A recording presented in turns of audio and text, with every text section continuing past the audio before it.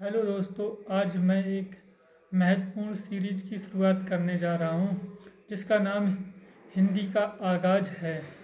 ये उत्तर प्रदेश की होने वाली सभी परीक्षाओं में काम आएगी, जैसे कि यूपी पुलिस, वीडियो, लेखपाल और अन्य परीक्षाएं जैसे यूपी ट्रिपल एससी और पीटी एग्ज़ाम के लिए भी बेनिफिट होंगी।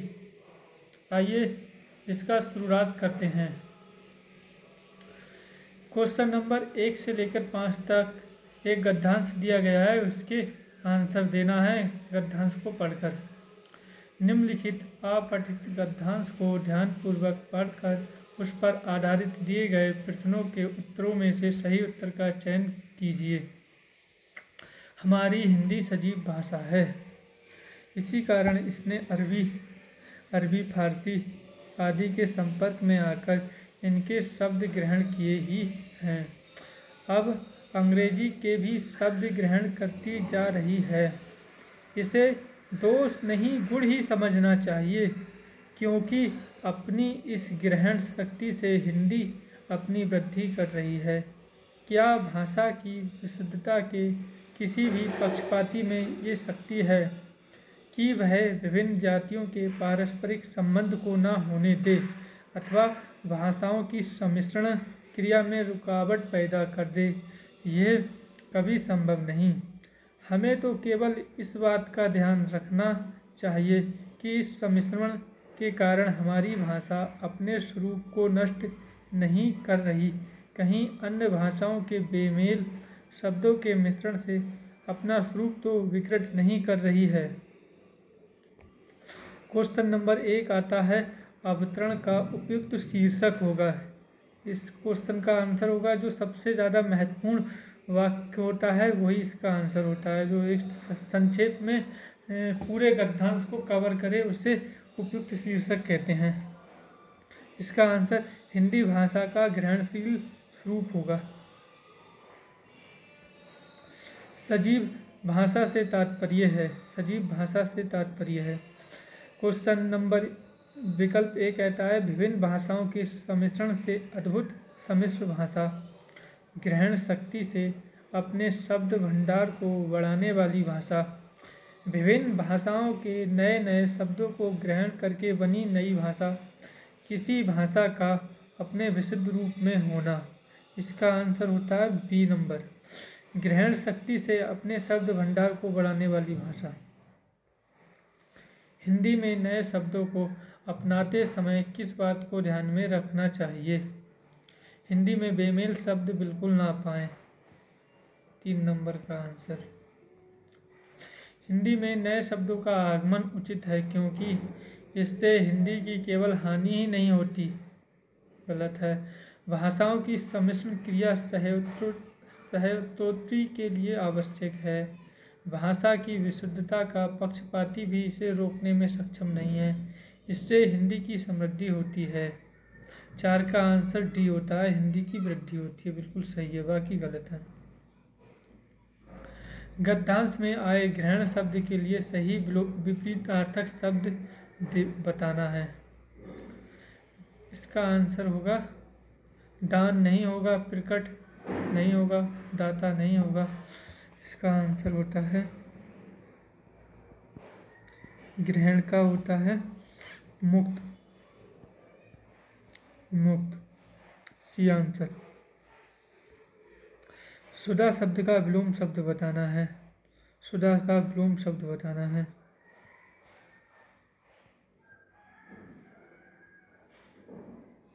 सुधा का विलोम शब्द तृप्त। सुधा का अर्थ होता है भूख। तृप्त का अर्थ होता है संतुष्टि, संतुष्टि। सुधा का विलोम शब्द तृप्त है, तो इसका आंसर हो जाएगा सी नंबर। लघिमा का विलोम शब्द होता है। लघिमा का विलोम शब्द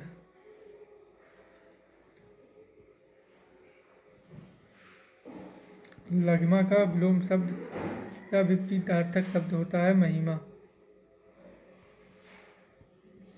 महिमा। 7 का आंसर सी। लगमा का विलोम शब्द महिमा होता है। निर्दयी शब्द का विलोम होता है। निर्दयी शब्द का विलोम शब्द होता है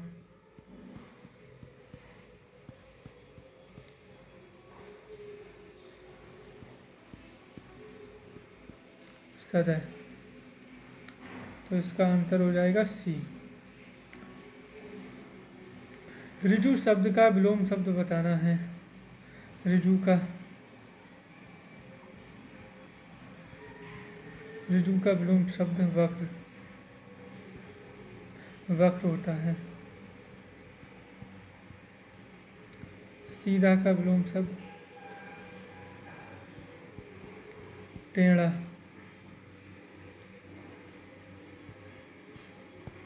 विरल का विलोम शब्द सघन होता है। ऋजु का विलोम शब्द वक्र होता है। सीधा का टेढ़ा होता है। विरल का सघन होता है। तो ऋजु का विलोम शब्द वक्र हो जाएगा ये आंसर। निम्नलिखित में से कौन सा विलोम युग्म त्रुटिपूर्ण है? इसमें विलोम शब्दों के जोड़ा दिए गए हैं, जिसमें से एक सही है, बाकी 3 गलत हैं। तो सही वाला हमको बताना है। अपेक्षा उपेक्षा ये सही है। अग्रज अनुज सही है। ये अग्रज और अनुज सही है। आदान प्रदान सही है। तो इसका आंसर हो जाएगा हमारा सी। गलत है ये, तो आंसर सी नंबर। व्यंजन कितने होते हैं? व्यंजनों की संख्या बतानी है हमको। व्यंजन की संख्या होती है 33। अड़ा और अड़ा को भी शामिल कर दिया जाए तो व्यंजन की संख्या हो जाता है 35। इन्हें आगत व्यंजन कहते हैं। ये इसको दोनों को आगत व्यंजन कहते हैं।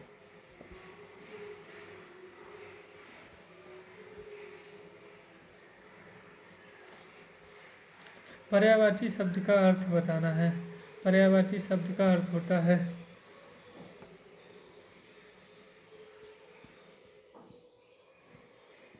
पर्यायवाची किसे कहते हैं? वे शब्द जो समानता या बराबरी का अर्थ प्रकट करते हैं, पर्यायवाची शब्द कहते हैं। पर्यायवाची शब्द का अर्थ होता है समानार्थी। इसका दूसरा नाम समानार्थी भी है। तो आंसर हो जाएगा डी 12 का। कनक का पर्यायवाची नहीं है। कनक का पर्यायवाची स्वर्ण, कंचन, कमल, हिरण। इसमें 3 कनक के दिए गए हैं, बाकी एक नहीं है। कौन सा नहीं है उसको बताना है। तो कनक के पर्यायवाची होते हैं, इसमें दिए हैं स्वर्ण है, कंचन है, हिरण है। डी आंसर होगा। कनक का पर्यायवाची नहीं होता है। सरस्वती का पर्यायवाची नहीं है। भारती, शारदा, वीणापणी सरस्वती के पर्यायवाची हमसे पूछा नहीं है कौन, तो इसका डी आंसर। हंस नहीं होता है सरस्वती का पर्यायवाची। हिमालय का पर्यायवाची नहीं है। हिमालय का पर्यायवाची नगराज, हिमाद्री, हिमगिरी। ये नगराज, हिमाद्री, हिमगिरी सब हिमालय के पर्यायवाची हैं। ये सब नागराज, हिमाद्री, हिमालय के पर्यायवाची हैं। और कर है, ये हाथ का पर्यायवाची होता है। हस्ती, पाणी, भुजा, वाहु, ये हाथ के पर्यायवाची होते हैं। तो इसका आंसर रहेगा सी। नीचे दिए गए विकल्प में रिक्त स्थानों में उचित शब्द भरने के लिए 4 विकल्प दिए गए हैं। उचित विकल्प का चयन करके रिक्त स्थान की पूर्ति करना है। आत्मा व परमात्मा का गुप्त विलास होता है रहस्यवाद। आत्मा व परमात्मा का गुप्त विलास रहस्यवाद होता है। सी आंसर सही है। गयंती देवा किल कीत गानी धन्या स्तुते भूमि भागे। 17 का आंसर होता है सी भारत। दुल्हनी गाबू अवतार नहीं गाती है, सदाचार नहीं गाता है, रसी बिहार नहीं गाता है, दुल्हनी मंगल चार गाती हैं। 18 का ये आंसर। काहे रे तू कुमही लानी, तो इसका आंसर होगा ए नलिनी। 19 का ये आंसर। 20 का सूरदास भगवान के उपासक थे। सूरदास किस भगवान के उपासक थे या उनको किसके अनुयायी थे? सूरदास कृष्ण के थे। महाभारत एक है।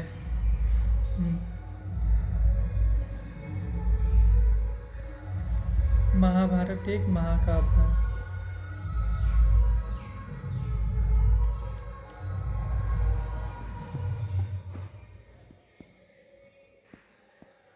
महाभारत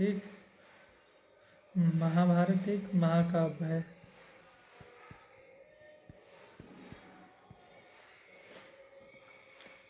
महाभारत एक महाकाव्य है। 21 का आंसर ये। इच्छु का तद्भव बताना है। इच्छु का तद्भव ई होता है।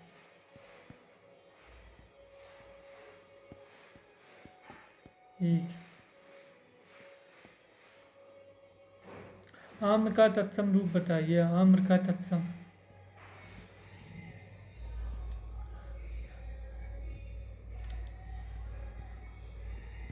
आम्र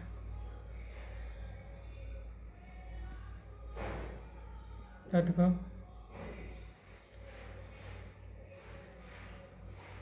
तत्सम।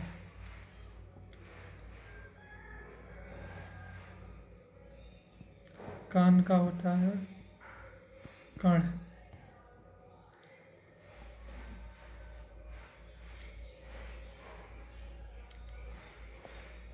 आम्र का तत्सम रूप आम्र होता है। तत्सम शब्द है 24 का। तत्सम शब्द होता है 24 का। कौन सा होगा? कठिन, कठोर, मजबूत। कठिन ये तद्भव है, कठोर ये भी तद्भव, मजबूत ये भी। तो ये क्लिष्ट है। तत्सम संस्कृत भाषा से बना है, तो इसलिए इसका राइट आंसर 24 होगा। ईंट से ईंट बजाने का अर्थ होता है। ईंट से ईंट बजाना मुहावरे का सही अर्थ होता है बर्बाद कर देना। उल्टी चिड़िया पहचानना मुहावरे का अर्थ होता है मन की या रहस्य की बात समझ लेना। C answer. इनमें संख्यावाचक विशेषण कौन सा है? काला, खट्टा, रावण ये नहीं है। 7 जिस संख्यावाचक विशेषण वह होता है जिससे संख्या का बोध होता है। इससे काय का बोध होगा? संख्याओं का बोध होता है। तो इसका 7 है संख्यावाची विशेषण। निम्न में से कौन विशेषण नहीं है? सुंदर, मोहन, श्यामल, शीतल। सुंदर, सुंदर संज्ञा है, मोहन श्यामल विशेषण, शीतल मोहन संज्ञा है। ये कैसा शब्द है? संज्ञा। बाकी शब्द विशेषण है। निम्न में से कौन विशेषण है? निम्न में से कौन विशेषण शब्द बताना है? अनुरक्त विशेषण है। अशुद्ध वर्तनी वाला शब्द होता है, कौन सा होता है अशुद्ध वर्तनी वाला शब्द? बताइए, जल्दी से बताइए। अशुद्ध वर्तनी वाला शब्द होता है ऋषिकेश, इसकी गलत है।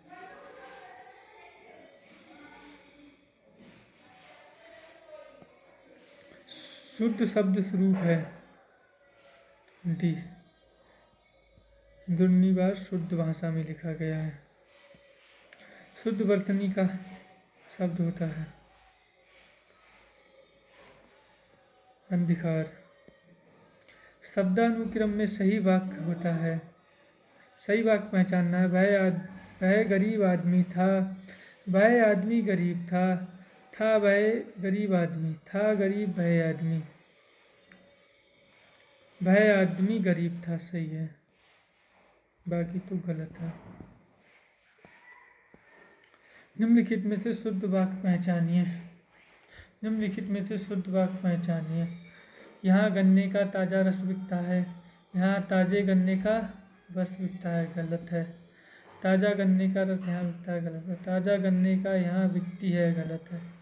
यहाँ ताज़े गन्ने का रस बिकता है, यहाँ गन्ने का ताज़ा रस बिकता है। यही वाला आंसर इसका सही है। 34 का ये आंसर सही होगा।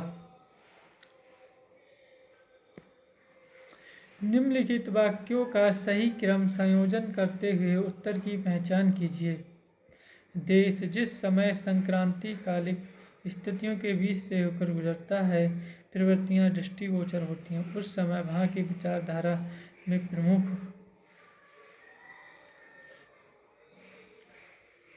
35 का सी आंसर।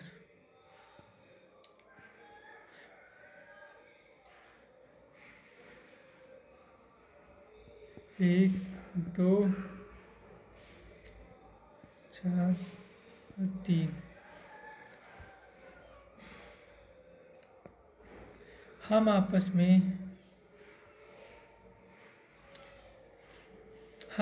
में दंगे फसाद में श्रम रहते हैं, नष्ट कर रहे हैं, अपने देश के अधूरे काम को करने में समय नहीं दे पा रहे हैं। B answer. पहले 1 नंबर पे आएगा, 2 नंबर पे, 3 नंबर पे, 4 नंबर पे। में दंगे फसाद में सारा क्रम, यही इसका शुद्ध वाक्य होगा।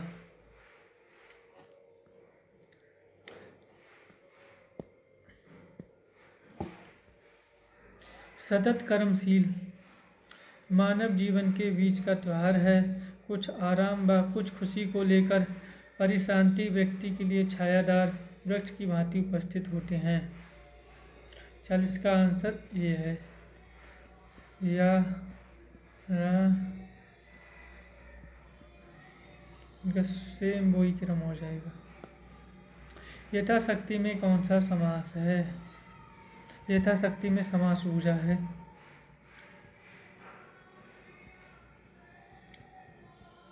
यथाशक्ति में अव्ययी भाव समास होता है। अव्ययी भाव समास। दशानन में समास होता है। दशानन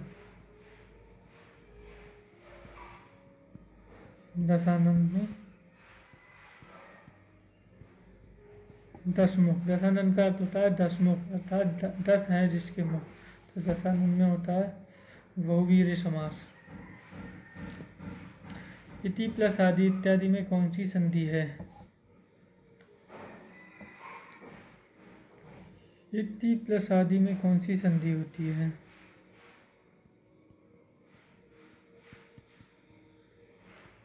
इति प्लस आदि में बनता है यहाँ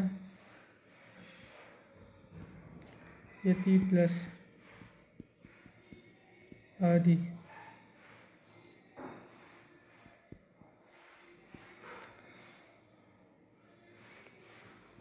बराबर या हो जाता है, तो यहाँ पर होगी यण संधि।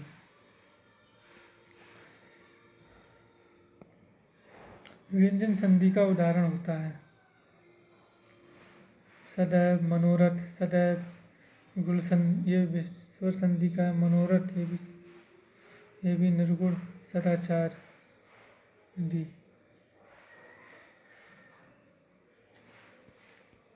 व्यंजन संधि का उदाहरण है। सदाचार में होता है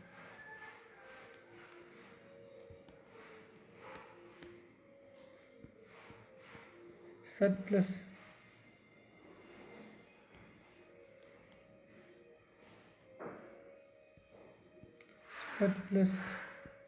आचार।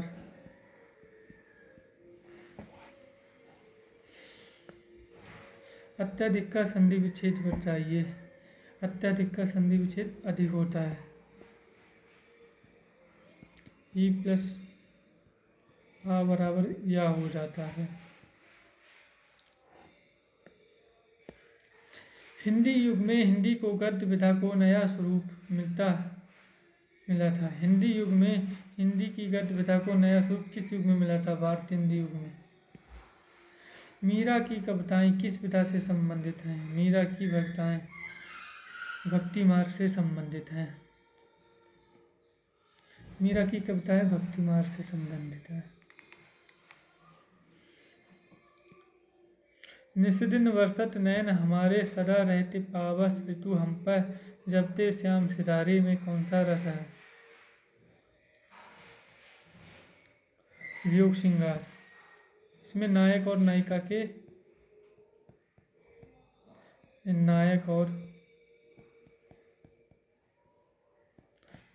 के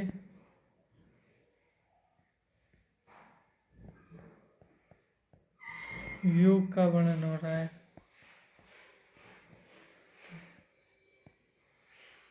तो यहाँ वियोग श्रृंगार होगा। अबलव नसानी अब ना नसियों में कौन सा रस है? शांत रस। हिंदी काव्य रसों की कुल संख्या होती है। हिंदी काव्य में रसों की संख्या 9 होती है।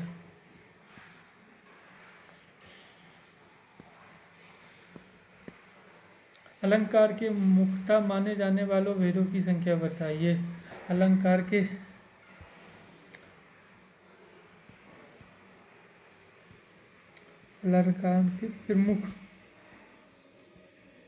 प्रमुख या मुख्यतः भेद 2 होते हैं।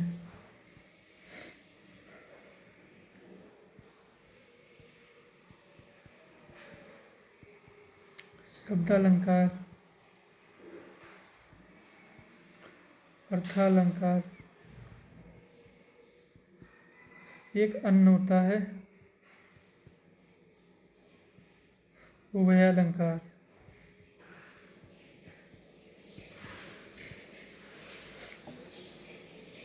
तो अलंकार के इस क्वेश्चन में 2 होंगे। अगर कुल भेदों की संख्या पूछे तो हो जाएंगे 3। कुल भेद मालूम करता है तो 3 हो जाएंगे। नाही पराग नाही मधुर मधु नाही विकास यही काल में कौन सा अलंकार है? अनुक्ति अलंकार। C answer. कामायनी प्रमुख रचना है जयशंकर प्रसाद की।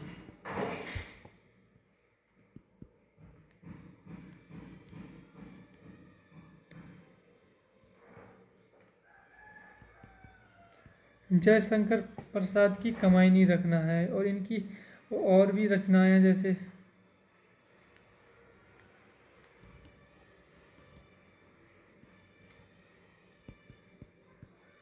आंसू, झरना, आंसू झरना, कामायनी और जय द्रतवध आदि। ये टेस्ट हमारा 50 क्वेश्चन कर दिए हैं। इसकी अगली सीढ़ी और भी आएगी अगले दिन।